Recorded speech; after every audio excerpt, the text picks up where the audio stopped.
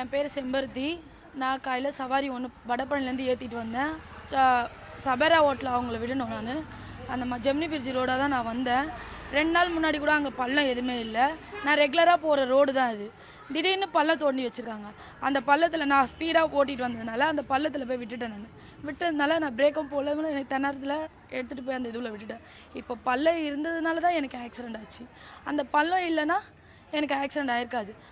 பள்ளம் தோன்றீங்க, அந்த பள்ளத்தை நீங்கள் மூடலாமே. தோன்றுங்க, ஏன் பள்ளத்தை மூட மாட்டீங்க?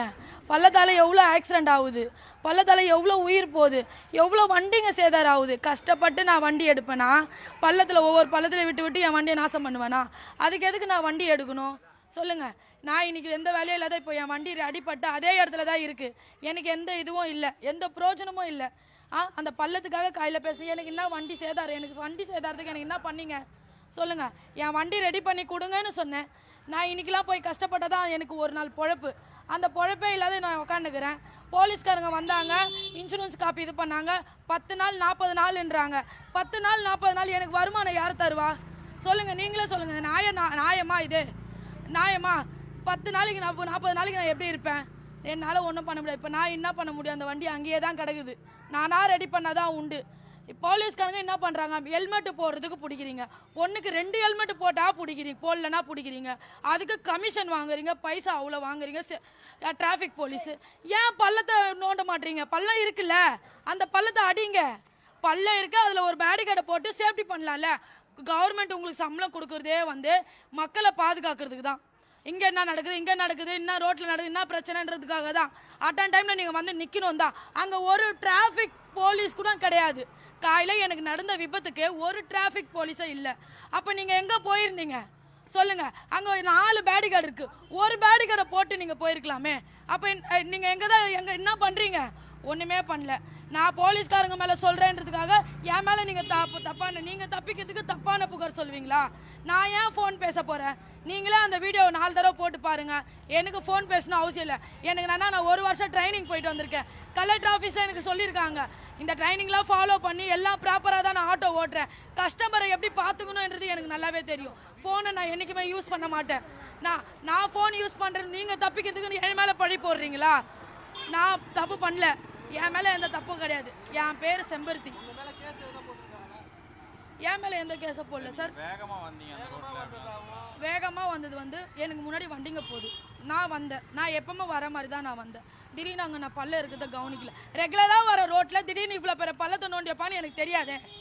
திடீர்னு நைட்டு நல்லா அந்த ரோடு காயில் பள்ளமாக இருக்குது. நான் திடீர்னு அந்த பள்ளத்தில் போய் நான் விட்டேன். நான் ஒன்றும் பண்ண முடியும், இது இல்லை.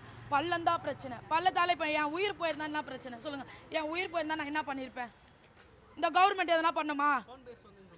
நான் ஏன் ஃபோன் பேச போகிறேன்? நான் போலீஸை குறிப்பாக வைக்கிறேன்னு என் மேலே பழி போடுறாங்க. நான் தான் சொல்கிறேனே, இவங்கள மாதிரி நான் கிடையாது. பணம் எனக்கு பணம் பிடுங்கி தூண்டுறதுக்கும் இல்லை இவங்க எனக்கு எதனா செய்வாங்கன்றதுக்காகலாம் நான் இந்த பேட்டி கொடுக்கல. பள்ளத்துக்காக ஒவ்வொரு ஜனமும் சரி, ஒவ்வொருத்தனும் வண்டி ஓட்டுறவன் உழுந்து சாவுறான். போன வாரம் திரேசா ஸ்கூலில் என் சிஸ்டரோட வீட்டுக்காரு உழுந்து முகெல்லாம் அடி உயிர் போயிருக்கான். 1/2 ஹவரில் அந்த ரோடை ரெடி பண்ணாங்க. தப்பு இல்லாதவன் இப்போ ஏன் ரோடு ரெடி பண்ணுறேன்? அந்த அறிவு முன்னாடியே இல்லையா உனக்கு? போலீஸ்காரங்களை நான் கேட்குறேன், என் மேலே பழி போடுறேன். இப்போ லாரியா கல் வந்து இறங்குது, லாரியா மண் வந்து இறங்குது.